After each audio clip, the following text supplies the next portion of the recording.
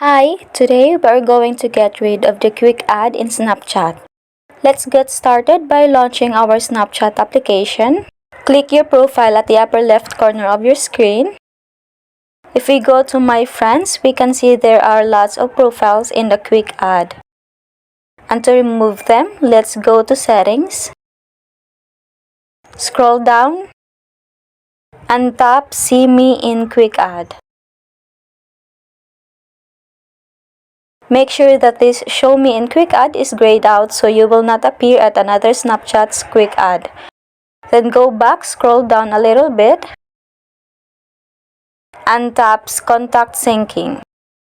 Gray this one out so your contacts will not appear in your quick add.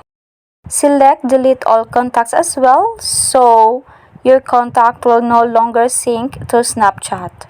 No worries, this will not delete the contacts you have in your phone. Now let's go back to your profile and that's it. That's how we get rid quick add in Snapchat.